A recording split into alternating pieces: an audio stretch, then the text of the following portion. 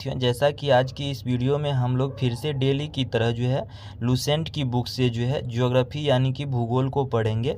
आज जो लूसेंट्स का क्लास होने वाला है ज्योग्राफी का, वो छठा क्लास होने वाला है यानी 6th क्लास होने वाला है। आप यदि इससे पीछे का वीडियो यानी कि 1 2 5 3 4 5 क्लास की वीडियो यदि देखना चाहते हैं तो क्या कीजिएगा कि इसी चैनल पर जो है लूसेंट ज्योग्राफी सीरीज करके जो है वो प्लेलिस्ट बना हुआ है।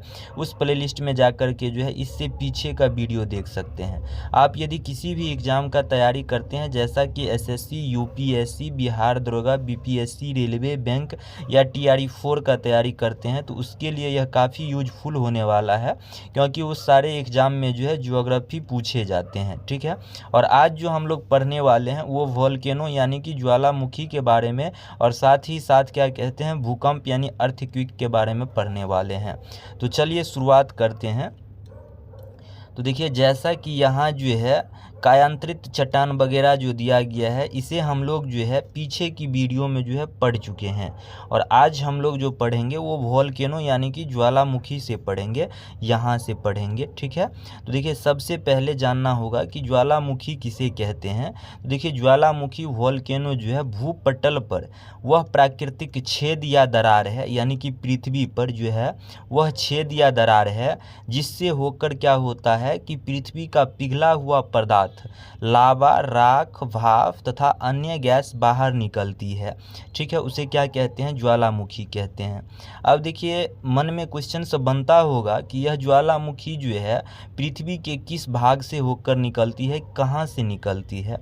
तो देखिए क्या होता है कि पृथ्वी के आंतरिक भागों को क्या करा गया है कि 3 लेयर में बांटा गया है। ठीक है, पृथ्वी के आंतरिक भागों को कितने लेयर में, 3 लेयर में। ऊपरी भाग को जो है क्रस्ट कहते हैं और नीचे की भाग को क्या कहते हैं, कोर कहते हैं। ठीक है, और बीच के भाग को मेंटल कहते हैं, लेकिन बीच के भाग को जो है 3 भागों में बांटा गया है। एक ऊपर वाले मेंटल को अपर मेंटल कहते हैं, अपर मेंटल कहते हैं, और नीचे वाले मेंटल को जो है इनर मेंटल कहते हैं, यानी कि आंतरिक जो है वो मेंटल कहते हैं, और बीच वाले मेंटल को जो है स्टेनोस्फीयर यानी कि दुर्बलता मंडल कहते हैं। ठीक है, दुर्बलता मंडल कहते हैं। अब होता क्या है कि क्रस्ट और अपर मेंटल जो होता है इन दोनों को मिलाकर के जो है स्थल मंडल बना गया है जिसे लिथोस्फीयर कहते हैं। ठीक है, याद रखना है। अब देखिए ये दुर्बलता मंडल किसका भाग है, मेंटल का ही भाग है, यानी मेंटल का ही क्या है, भाग है। तो इसी दुर्बलता मंडल से यानी कि मेंटल से ही होकर क्या होता है कि पिघला हुआ पदार्थ बाहर निकलता है, क्योंकि यह दुर्बलता मंडल जो है, इस दुर्बलता मंडल में जो है वह पिघला हुआ पदार्थ है। ठीक है, पिघला हुआ क्या है, पदार्थ है।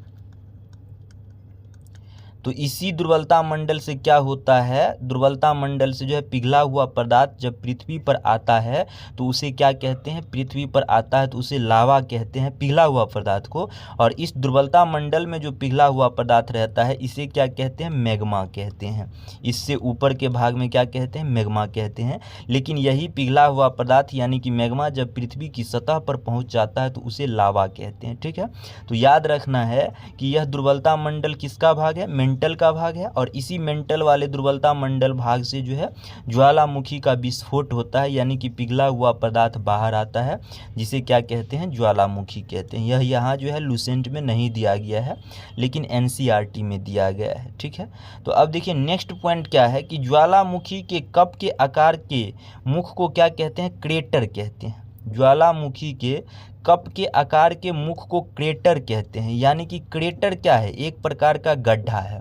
इसे यदि हम लोग समझें तो देखिए जैसा कि ये क्या है, स्टेनोस्फीयर मान लेते हैं, यहाँ से ज्वालामुखी का जो है क्या होता है, मान लेते हैं कि जो है विस्फोट होता है ज्वालामुखी। तो विस्फोट जब होगा तो किसी दरार से होकर आएगा ज्वालामुखी। अब माना कि ये दरार है, ये पाइप है, और यह क्या है, धरातल है, मान लेते हैं यह क्या है, धरातल है। तो इस धरातल पर जो है शीर्ष वाला भाग जो है यह गड्ढा का रूप ले लेता है, इसी को क्या कहते हैं, क्रेटर कहते हैं। यानी कि क्रेटर क्या है, एक प्रकार का जो है वो गड्ढा है, और यह गड्ढा कहाँ है, ज्वालामुखी जहाँ से निकलता है उसके शीर्ष पर है, शीर्ष भाग पर है, ठीक है, ज्वालामुखी के शीर्ष भाग पर है। अब इस क्रेटर में जब कभी क्या होता है कि पानी भर जाता है तो इसे क्या कहते हैं, भर जाता है तो इसे झील कहते हैं, यानी कि क्रेटर झील कहते हैं, ठीक है। अब इस प्रकार की झील का उदाहरण आप देखना चाहते हैं तो क्या हो जाएगा, महाराष्ट्र का जो हो जाएगा वो लोनार झील। यह झील कहाँ है, महाराष्ट्र में है, ठीक है। यह सब लूसेंट में नहीं दिया गया है लेकिन एनसीईआरटी में दिया गया है, और लूसेंट में भी हम लोग आगे पढ़ेंगे। तो देखिए यहाँ क्या है, ये लोनार झील किस प्रकार का झील है, क्रेटर झील है, समझ गए ना। क्रेटर झील क्या है, क्रेटर क्या है, एक प्रकार का गड्ढा है जो किस प्रकार का है, कप के आकार का है, और यह कहाँ होता है, ज्वालामुखी के शीर्ष भाग पर होता है, मुख पर होता है। अब देखिए बाहर हवा में उड़ा हुआ लावा जो शीघ्र ही ठंडा होकर छोटे ठोस टुकड़ों में बदल जाता है, जिसे क्या कहते हैं, सिंडर कहते हैं। यानी जब ज्वालामुखी विस्फोट होता है तो विस्फोट होने के बाद जो हवा में लावा उड़ जाता है वह शीघ्र ही धीरे धीरे ठंडा होकर क्या होता है, छोटे छोटे ठोस टुकड़ों में बदल जाता है, जिसे सिंडर कहते हैं। अब नेक्स्ट पॉइंट क्या है कि उद्गार में जो है निकलने वाली, यानी विस्फोट के दौरान निकलने वाली गैस में वाष्प का जो प्रतिशत होगा वह क्या है, सर्वाधिक होता है। किसके उद्गार में, ज्वालामुखी का जब विस्फोट होता है उसके दौरान जो निकलने वाली गैस होती है उसमें वाष्प का सबसे अधिक मात्रा होती है, ठीक है, उसमें वाष्प का क्या होती है, सबसे अधिक मात्रा होती है, तो याद रखना होगा। अब नेक्स्ट पॉइंट क्या है, पेले अश्रु। पेले अश्रु यानी कि फेल्स टीयर्स की उत्पत्ति कैसे होती है, ज्वालामुखी के उद्गार के समय ही होती है, यानी ज्वालामुखी के विस्फोट के समय होती है। ये पेले अश्रु क्या है, तो देखिए ये क्या होता है कि यह जो है एक प्रकार का ठोस है, ठीक है, और यह ठोस है। अश्रु इसका नाम इसलिए रखा गया है कि जब ज्वालामुखी का विस्फोट होता है ना, तब आंसू के आकार का, आंसू के जो है आकार का जो है लावा होता है, आंसू के आकार का जो लावा होता है वह क्या होता है कि वायु के साथ जो है वायु के कण के साथ धीरे धीरे ठंडा होकर ठोस का रूप ले लेता है। ठोस का रूप लेने के बाद क्या हो जाता है, यह ठोस हो जाता है, और किस आकार का होता है, आंसू के आकार का होता है, इसलिए इसका नाम पेले अश्रु रखा गया है, ठीक ना। यह किसी प्रकार का गैस नहीं है, यह ठोस है, याद रखिएगा, पेले अश्रु, लेकिन आंसू के आकार का होता है इसलिए इसका नाम पेले अश्रु रखा गया है। अब देखिए नेक्स्ट पॉइंट क्या है, उद्गार अवधि। उद्गार अवधि अनुसार ज्वालामुखी 3 प्रकार की होती है। उद्गार मतलब विस्फोट मान सकते हैं, यानी विस्फोट के आधार पर ज्वालामुखी जो है वो 3 प्रकार की होती है। अब देखिए पहला क्या है कि सक्रिय ज्वालामुखी यानी एक्टिव वोल्केनो। अब इसमें क्या होता है कि अक्सर जो है उद्गार यानी कि विस्फोट होता है। वर्तमान समय में विश्व में सक्रिय ज्वालामुखी की संख्या कितनी है, 500 है, याद रखना होगा। अब इनमें प्रमुख क्या है, प्रमुख 500 का नाम हमें याद नहीं रखना है, हमें जो एग्ज़ाम में पूछे जाते हैं जो प्रमुख है एग्ज़ाम दृष्टिकोण से उसका नाम याद रखना है।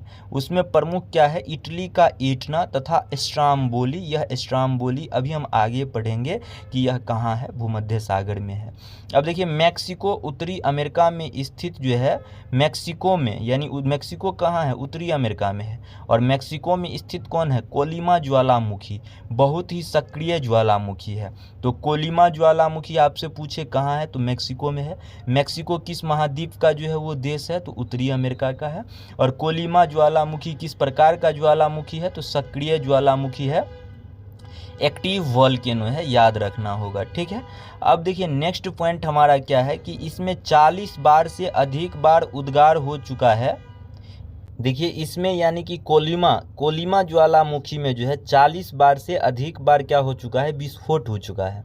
अब नेक्स्ट पॉइंट क्या है, स्ट्राम्बोली। स्ट्राम्बोली भूमध्य सागर में सिसिली के उत्तर में लिपारी द्वीप पर अवस्थित है। इसमें सदा प्रज्वलित गैस निकला करती है किसमें, स्ट्राम्बोली ज्वालामुखी में, जिससे आसपास का भाग जो है प्रकाशित रहता है। इस कारण इस ज्वालामुखी को भूमध्य सागर का क्या कहते हैं, प्रकाश स्तंभ कहते हैं। यह ज्वालामुखी जो है क्या होता है, सदा विस्फोट होते रहता है। अब विस्फोट होने के कारण इससे जो है ज्वालामुखी निकलती रहती है, प्रकाश गैस निकलती रहती है, जिस वजह से जो है वहाँ की जो है एरिया जो है वह प्रकाशित रहता है। इस कारण इस ज्वालामुखी के कारण जो है भूमध्य सागर का प्रकाश स्तंभ इस ज्वालामुखी स्ट्रोम्बोली को कहते हैं। नेक्स्ट पॉइंट नोट में दिया गया है कि विश्व का सबसे अधिक सक्रिय ज्वालामुखी किलाउ हवाई द्वीप यूएसए पर है। किलाउ द्वीप जो है किलाउ ज्वालामुखी का नाम है, ठीक है। और यह किलाउ ज्वालामुखी जो है हवाई द्वीप पर स्थित है, और यह हवाई द्वीप जो है यह यूएसए यानी कि अमेरिका का पार्ट है, ठीक है, तो याद रखना है। नेक्स्ट पॉइंट क्या है, प्रसुप्त ज्वालामुखी डोरमेंट वोल्केनो, ठीक है। देखिए क्या है कि जिसमें निकट अतीत में उद्गार नहीं हुआ है, यानी कि जो है आसपास की समय में यानी कि कम नज़दीक के समय में जो है इसका विस्फोट नहीं हुआ है, इसे प्रसुप्त ज्वालामुखी कहते हैं। लेकिन इसमें कभी भी उद्गार यानी कि विस्फोट हो सकता है।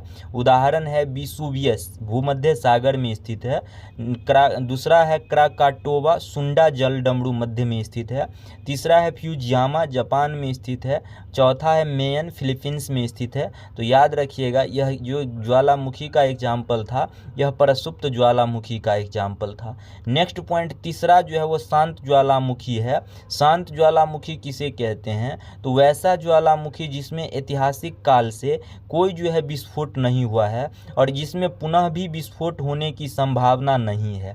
यानी शांत ज्वालामुखी विस्फोट भी नहीं हुआ है और संभावना भी नहीं है विस्फोट होने का। लेकिन प्रसुप्त ज्वालामुखी में क्या है कि विस्फोट तो नज़दीक के समय में नहीं हुआ है लेकिन विस्फोट होने की संभावनाएं हैं, ठीक है, तो याद रखना है ऐसे। अब देखिए कोह सुल्तान जो है एवं देवमंद यह ईरान में है। पोपा यह पोपा ही है ना, देखिए इसे थोड़ा सा इरेज पहले कर लेते हैं। देखिए पोपा ज्वालामुखी का नाम है जो म्यांमार में है। किलिमंजारो अफ्रीका में है। चिम्बराजो जो है दक्षिण अमेरिका में है। यह सब शांत ज्वालामुखी का उदाहरण है। अब नेक्स्ट पॉइंट हमारा क्या है कि कुल सक्रिय ज्वालामुखी यानी कि जिसमें जो है बार बार विस्फोट होते रहता है उसे सक्रिय ज्वालामुखी कहते हैं। तो सक्रिय ज्वालामुखी का अधिकांश प्रशांत महासागर के तटीय भाग में पाया जाता है और प्रशांत महासागर के इसी कारण जो है सक्रिय ज्वालामुखी का अधिकांश प्रशांत महासागर के तटीय भाग में पाया जाता है। इसी वजह से प्रशांत महासागर के परिमेखला को अग्निवलय यानी कि fire ring of the Pacific कहा जाता है। प्रशांत महासागर को क्यों कहा जाता है fire ring of the Pacific, क्योंकि यहाँ सक्रिय ज्वालामुखी जो है अधिकांशतः प्रशांत महासागर के तटीय भाग में पाए जाते हैं। सबसे अधिक सक्रिय ज्वालामुखी अमेरिका एवं एशिया महाद्वीप के तट पर स्थित है, याद रखना है।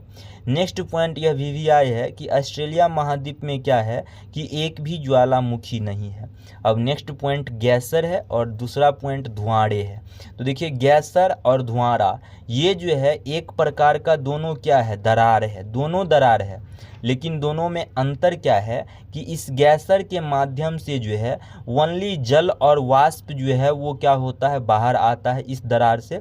जिस दरार से जल और वाष्प बाहर आता है उस दरार का नाम गैसर रखा गया है, यानी गीजर भी कह सकते हैं क्योंकि उबलता हुआ जल जो है वो बाहर आता है, ठीक ना। अब देखिए धुआंरा यह भी एक प्रकार का दरार ही है। धुआंरा मतलब धुआं, यानी कि इस धुआंड़े नामक दरार से जो है गैस बाहर आती है और उस गैस में जो है SO2 रहता है, कार्बन डाइऑक्साइड रहता है, हाइड्रोजन रहता है और आदि गैसें रहते हैं, ठीक है। तो याद रखना है कि धुआंरा किसे कहते हैं और गैसर किसे कहते हैं। देखिए गैसर और धुआंरा दोनों क्या है, दरार ही है, लेकिन गैसर से जो है वो जल निकलता है और धुआंरा से क्या होता है कि गैस निकलता है, ठीक है।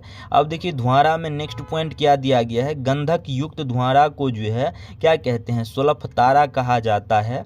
और नेक्स्ट पॉइंट अलास्का USA के कटमई पर्वत को हजारों धुआंरों की घाटी कहा जाता है। तो यह याद रखिएगा कि अलास्का USA की जो है कि कटमई पर्वत है, ठीक है, और इस कटमई पर्वत को जो है हजारों धुआंरों की घाटी कहा जाता है। ईरान का कोह सुल्तान धुआंरा व न्यूजीलैंड की प्लेंटी की खाड़ी में स्थित हाइट द्वीप का धुआंरा भी क्या है प्रसिद्ध है, ठीक है। अब देखिए नेक्स्ट पॉइंट क्या है कि विश्व का सबसे ऊंचा ज्वालामुखी पर्वत का बात कर जा रहा है, ठीक है। तो याद रखिएगा कि विश्व का सबसे ऊंचा ज्वालामुखी पर्वत जो है वो कोटापेक्सी है, जिसका ऊंचाई जो है वो 19,613 फीट है, जो इक्वाडोर में है। नेक्स्ट पॉइंट अगला है कि विश्व की सबसे ऊंचाई पर स्थित सक्रिय ज्वालामुखी जो है वो ओजस डेल सलाडो है, जो एंडीज पर्वतमाला में जो है ना, एंडीज पर्वतमाला में अर्जेंटीना चिली देश के सीमा पर स्थित है। यानी ओजोस डेल सलाडो जो है वो अर्जेंटीना चिली देश के सीमा पर स्थित है, एंडीज पर्वतमाला में। अब नेक्स्ट पॉइंट और लास्ट पॉइंट ज्वालामुखी से रिलेटेड क्या है कि विश्व की सबसे ऊंचाई पर स्थित जो है शांत ज्वालामुखी एकांकागुआ एंडीज पर्वतमाला पर ही है स्थित, ठीक ना, और जिसकी ऊंचाई कितनी है 6,960 मीटर है। तो यह 3 पॉइंट जो था हमारे एग्जाम दृष्टिकोण से बहुत ही महत्वपूर्ण है। अब नेक्स्ट हम लोग भूकंप अर्थक्वेक को पढ़ेंगे। अर्थक्वेक किसे कहते हैं? तो देखिए क्या है कि भूगर्भ शास्त्रियों की एक विशेष शाखा जिसमें भूकंपों का अध्ययन किया जाता है उसे सिस्मोलॉजी कहलाता है। यानी भूकंप के अध्ययन को सिस्मोलॉजी कहते हैं। भूकंप में 3 तरह के कंपन होते हैं।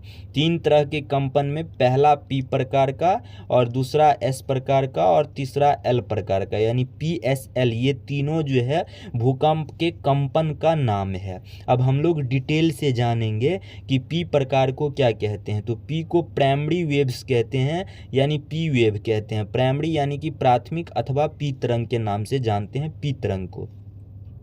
अब यह तरंग क्या होता है, सबसे पहले जान लीजिए कि गति सबसे अधिक किसका होता है।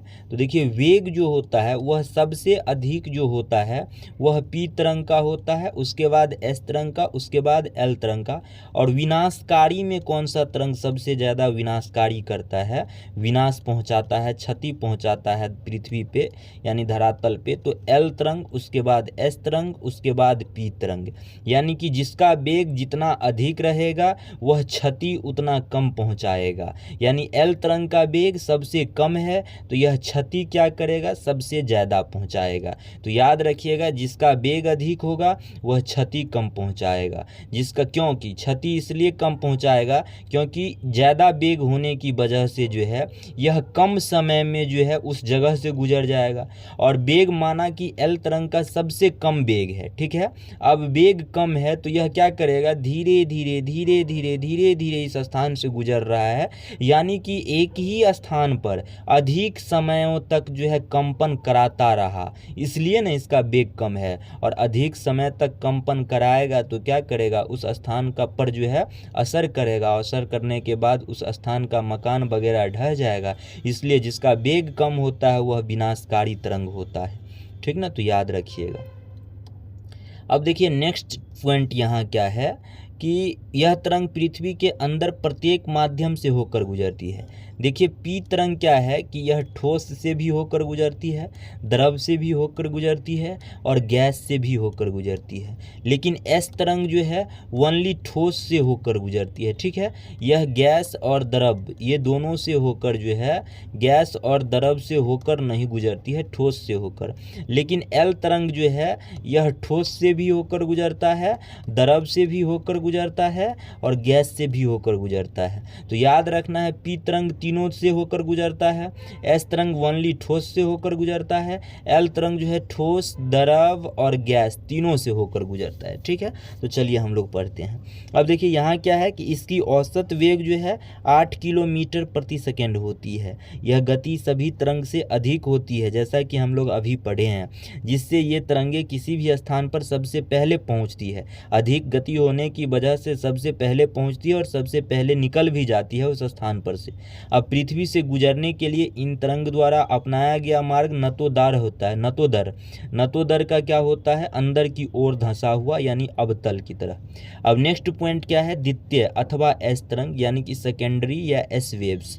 इसे अनुप्रस्थ तरंग भी कहते हैं। अनुप्रस्थ तरंग का अर्थ क्या होता है, अनुप्रस्थ तरंग का अर्थ होता है टेढ़ा मेढ़ा। S तरंग क्या है, टेढ़ा मेढ़ा गमन करता है, ठीक है। टेढ़ा मेढ़ा गमन करता है, इसलिए इसे अनुप्रस्थ नाम रखा गया है। अब देखिए पी तरंग क्या होता है, अभी जो हम लोग पढ़े हैं इसमें तो नहीं दिया गया है लुसेंट में, लेकिन एनसीईआरटी में दिया गया है कि पी तरंग जो है वो अनुदैर्घ्य तरंग है, यानी पी तरंग जो गमन करता है वो सीधा गमन करता है, लेकिन एस तरंग क्या करता है, टेढ़ा मेढ़ा गमन करता है, जिस वजह से एस तरंग को क्या कहते हैं, अनुप्रस्थ तरंग कहते हैं। अब देखिए नेक्स्ट पॉइंट, यह तरंग केवल ठोस माध्यम से होकर गुजरती है, जैसा कि हम लोग अभी पढ़े हैं, एस तरंग ठोस माध्यम से होकर गुजरती है। औसत वेग जो है 4 किलोमीटर प्रति सेकंड होता है इसका, लेकिन प्राथमिक का 8 किलोमीटर प्रति सेकंड, यानी 1 सेकंड में 8 किलोमीटर, और एस तरंग 1 सेकंड में कितना, 4 किलोमीटर सेकंड जो है वो 4 किलोमीटर जो है वो दूरी तय करेगा। नेक्स्ट पॉइंट क्या है, नेक्स्ट क्या है, तरंग कंपन सतही अथवा एल तरंग। एल तरंग को जो है सतही तरंग इसलिए कहते हैं क्योंकि यह जो है ओनली सतह पर ही जो है गमन करती है, और पृथ्वी के आंतरिक भागों में जो है यह क्या होती है, अनुपस्थित हो जाती है, यानी कि विला जाती है, ख़त्म हो जाती है। अब देखिए सरफेस, इसलिए इसका नाम रखा गया। एल तरंग को जो है इन्हें धरातलीय या लंबी तरंग के नाम से भी पुकारा जाता है। यही तरंग क्या होता है, सबसे अधिक विनाशकारी होता है, क्योंकि इसका वेग कम होता है, जिस वजह से एक स्थान पर इसका टाइम जो है गुजरने से, एक ही स्थान पर से गुजरने पर अधिक समय लगता है, अधिक समय तक एक ही स्थान पर जो है यह क्या करता है, कंपन करते रहता है, वेग कम होने की वजह से। अब इन तरंगों की खोज एच.डी. लव ने किया था। एच.डी. लव नामक वैज्ञानिक ने किया था। इन्हें इसलिए कई बार लव वेव्स के नाम से भी जो है पुकारा जाता है। इनका अन्य नाम क्या है, आर वेव यानी रियल लाइट वेव, ठीक है। तो नाम याद रखिएगा, एल तरंग को जो है लव तरंग भी कहते हैं, सतही तरंग भी कहते हैं, और आर वेव्स भी कहते हैं। आर वेव्स यानी कि रियल लाइट वेव्स कहते हैं, ठीक है। अब देखिए नेक्स्ट पॉइंट, ये तरंगें मुख्यतः धरातल तक ही सीमित रहती है, यानी पृथ्वी के धरातल पर ही इसका हम अनुभव कर सकते हैं, पृथ्वी के आंतरिक भागों में इसका अनुभव नहीं कर सकते हैं। ठोस तरल तथा गैस तीनों माध्यम में, ठोस तरल तथा गैस तीनों माध्यम से गुजर सकती है, जैसा कि हम लोग पढ़े हैं कि एल तरंग ठोस द्रव गैस तीनों माध्यम से, एस तरंग सिर्फ ओनली ठोस माध्यम से, और पी तरंग भी तीनों माध्यम से। सतही तरंग क्या होता है, अत्यधिक विनाशकारी होती है। क्यों विनाशकारी होती है, क्योंकि इसका वेग कम होता है। अब देखिए नेक्स्ट पॉइंट क्या है, भूकंपीय तरंगों को सिस्मोग्राफी नामक यंत्र द्वारा रेखांकित किया जाता है। इनसे जो है इनके व्यवहार के संबंध में निम्नलिखित तथ्य निकलते हैं, यानी कि सिस्मोग्राफी नामक जो है वो यंत्र से जो है भूकंप तरंगों को नापा जाता है। अब सिस्मोग्राफी से जो है इनके बारे में कई व्यवहार निकलते हैं, जैसा कि ए पॉइंट यानी पहला पॉइंट इनसे सिस्मोग्राफी बताता है कि सभी भूकंपीय तरंग का वेग क्या होता है, अधिक घनत्व वाले पदार्थ में से गुजरने पर बढ़ता है। यानी वेग जो है ना वह घनत्व का क्या होगा, समानुपाती होगा, ठीक है। यदि घनत्व रहेगा तो वेग क्या हो जाएगा, अधिक हो जाएगा। यदि वेग अधिक है यानी घनत्व अधिक, ठीक ना। तो याद रखिएगा, घनत्व अगर अधिक है किसी भी पदार्थ का तो उस पदार्थ में वेग अधिक हो जाएगा। अब कम घनत्व वाले पदार्थ में से गुजरने पर उसका वेग क्या होता है, घट जाता है। अब केवल प्राथमिक तरंग ही, नेक्स्ट पॉइंट है कि प्राथमिक तरंग यानी कि पी तरंग ही पृथ्वी के केंद्रीय भाग से गुजर सकती है, परंतु वहां पर उनका वेग कम हो जाता है। देखिए पृथ्वी, अभी जो हम लोग ज्वालामुखी में पढ़ रहे थे कि पृथ्वी के लेयर को 3 भागों में बांटा गया है। पृथ्वी के लेयर को कोर में ये इसे क्या कहते हैं, क्रस्ट कहते हैं ऊपर वाला को, बीच वाला को मेंटल कहते हैं, और नीचे को कोर कहते हैं। तो इस कोर में भूकंप की भी उत्पत्ति यहीं से होता है, मेंटल से ही होता है, और ज्वालामुखी का भी उत्पत्ति मेंटल से ही होता है। तो देखिए मेंटल से जो है ऊपर की ओर तो सारा जाएगा ही जाएगा भूकंपीय तरंग, लेकिन पी तरंग का बात कीजिएगा तो नीचे कोर में जो है एस तरंग की उपस्थिति नहीं होती है, और एल तरंग तो नीचे आता ही नहीं है। उसके बाद बचा पी तरंग, तो पी तरंग की जो है उपस्थिति कोर में भी होता है, याद रखना है, लेकिन एस तरंग की उपस्थिति नहीं होती है। और कोर में आने से पी तरंग का वेग क्या होता है, कम हो जाता है। नेक्स्ट पॉइंट सी है, गौण तरंग द्रव पदार्थ में से नहीं गुजर सकती है। तो देखिए गौण तरंग किसे कहते हैं, एस तरंग को ही गौण तरंग कहते हैं, यानी सेकेंडरी वेव्स को ही क्या कहते हैं, सेकेंडरी वेव्स को ही गौण तरंग कहते हैं, याद रखना है। और सेकेंडरी वेव द्रव और गैस से नहीं गुजरती है। नेक्स्ट पॉइंट, एल तरंग केवल धरातल के पास ही चलती है। एल तरंग कहाँ चलती है, एल मतलब लब तरंग, धरातल के पास ही चलती है। अब यह सब उसके बाद विभिन्न माध्यम में से गुजरते समय ये तरंग परावर्तित तथा अपवर्तित होती है। परावर्तित मतलब क्या होती है, अपना रास्ता चेंज करती है। अब देखिए मुड़ जाती है यानी कि, तो देखिए क्या है कि यह सब हमें पता कैसे लगता है, तो सिस्मोग्राफी से लगता है, ठीक है। कहाँ से पता लगता है, सिस्मोग्राफी यंत्र से पता लगता है, ठीक है। अब नेक्स्ट पॉइंट देखिए क्या है, केंद्र के बारे में कहता है। हमें यहाँ से क्या क्या पढ़ना है, 3 पॉइंट पढ़ना है। एक तो केंद्र पढ़ना है, और एक छाया क्षेत्र के बारे में जानकारी लेना है, और एक अधिकेंद्र के बारे में। तो क्या कहते हैं, अगर स्पष्ट शब्द में आप छाया क्षेत्रों के बारे में समझना चाहते हैं, देखिए छाया क्षेत्र उसे कहते हैं जहाँ क्या होता है, जहाँ भूकंप नहीं पहुँच पाता, भूकंप नहीं पहुँच पाता उस क्षेत्र को छाया क्षेत्र कहते हैं। क्या कहते हैं, छाया क्षेत्र कहते हैं, ठीक है। तो याद रखिएगा, छाया क्षेत्र किसे कहते हैं, जिस क्षेत्र में भूकंप नहीं पहुंच पाता। अब केंद्र किसे कहते हैं, देखिए भूकंप के उद्भव स्थान को उसका केंद्र कहते हैं, यानी कि भूकंप की उत्पत्ति जहां से होती है उस स्थान को भूकंप का केंद्र कहते हैं। पृथ्वी का केंद्र नहीं, भूकंप का केंद्र कहते हैं, याद रखना है। अब अधिकेंद्र किसे कहते हैं, अधिकेंद्र को इंग्लिश में ईपी सेंटर कहते हैं। तो भूकंप के केंद्र के ठीक ऊपर पृथ्वी की सतह पर स्थित बिंदु को भूकंप का अधिकेंद्र कहते हैं, यानी कि भूकंप की उत्पत्ति जहां से होती है उसे क्या कहते हैं, भूकंप का केंद्र कहते हैं। और भूकंप का केंद्र जो जहां होती है ना, माना कि यहां है, तो अब इसके ठीक ऊपर पृथ्वी के बिंदु पर, पृथ्वी के ठीक केंद्र के ऊपर, ठीक ऊपर पृथ्वी की सतह पर इसे क्या कहते हैं, अधिकेंद्र कहते हैं। तो यानी कि हम कह सकते हैं कि केंद्र जो है यह पृथ्वी के भीतर रहता है, लेकिन अधिकेंद्र पृथ्वी के ऊपर, यानी कि केंद्र के ठीक ऊपर, केंद्र के ठीक ऊपरी सतह पर, केंद्र के ठीक ऊपरी सतह धरातल पर जो है अधिकेंद्र होता है। तो याद रखिएगा, हम लोग तीनों बात को समझ चुके हैं, केंद्र को भी, अधिकेंद्र को भी, छाया क्षेत्र को भी, क्योंकि यह तीनों जो है हमारे एग्जाम दृष्टिकोण से महत्वपूर्ण है। चलिए अब हम पढ़ लेते हैं। देखिए नेक्स्ट पॉइंट, भूकंप के केंद्र के निकट जो है पी, एस तथा एल तीनों प्रकार की तरंग पहुंचती है। देखिए भूकंप की केंद्र का बात कर रहा है, तो यहाँ यानी कि माना कि यहाँ से भूकंप की उत्पत्ति हुई है। जब भूकंप की उत्पत्ति हुई है तो स्वाभाविक है कि जहाँ से उत्पत्ति होती है वहाँ तीनों तरंग पहुँचेगी, ठीक ना, तो इसलिए तीनों तरंग पहुँचती है। अब पृथ्वी के भीतरी भाग में ये तरंग अपना मार्ग बदलकर भीतर की ओर अवतल मार्ग पर यात्रा करती है। अब भूकंप केंद्र से धरातल के साथ जो है वो 11,000 किलोमीटर की दूरी तक पी तथा एस तरंग पहुंचती है। अब ये भूकंप का केंद्र है और यहाँ धरातल है मान लेते हैं, तो यहाँ से नीचे जहाँ तक भी 11,000 किलोमीटर जो है वो दूरी होगा, वहाँ तक तो क्या है कि पी और एस दोनों तरंग पहुँचेगा, ठीक है, 11,000 किलोमीटर तक। लेकिन केंद्रीय भाग पर पहुँचने पर एस तरंग लुप्त हो जाती है। लेकिन 11,000 किलोमीटर के बाद जो है पृथ्वी का जो ये केंद्रीय भाग है, जैसा कि भूकंप की उत्पत्ति तो यहाँ होती है, यहाँ आसपास होती है, तो यही केंद्र होगा। अब केंद्र यहाँ से लेके नापेंगे 11,000 किलोमीटर के बाद, यानी इस कोर में जो है भूकंप एस तरंग जो है वो लुप्त हो जाती है। याद रखना, कोर में ओनली कौन सी तरंग पहुँचती है, पी तरंग पहुँचती है, एस तरंग लुप्त हो जाती है, और पी तरंग अपवर्तित हो जाती है। पी तरंग भी पहुँचती है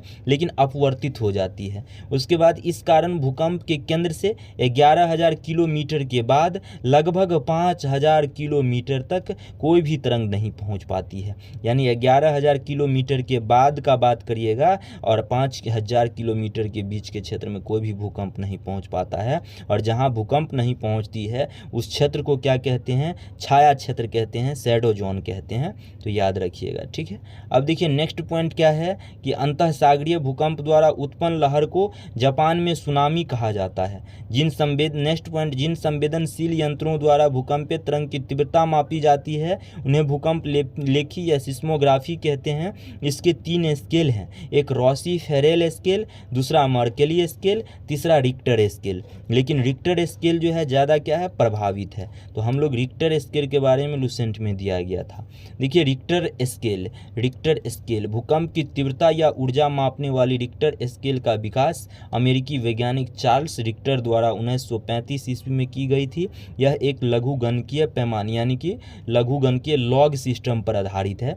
अब इसका पाठ्यांक 1 से 9 तक होता है। रिक्टर स्केल पर जो है प्रत्येक अगली इकाई पिछली इकाई की तुलना में 10 गुना अधिक तीव्रता रखता है। इस स्केल पर जो है 2.0 या 3.0 तक की तीव्रता का अर्थ हल्का भूकंप होता है, जबकि 6.2 की तीव्रता का अर्थ शक्तिशाली भूकंप होता है। याद रखना है ये पॉइंट, ठीक है। और यह याद रखना है 1935, और यह अमेरिका का वैज्ञानिक था, ये हमें याद रखना है। इससे भूकंप की तीव्रता या ऊर्जा मापते हैं, यह भी याद रखना है। रिक्टर स्केल पर जो है प्रत्येक अगली इकाई जो है पिछली इकाई की तुलना में क्या होता है, 10 गुना अधिक तीव्रता रखता है। और यह किस पर आधारित है, लघुगणकीय यानी कि लॉग सिस्टम पर आधारित है। इसमें पाठ्यांक क्या है, 1 से 9 तक होता है, ठीक है।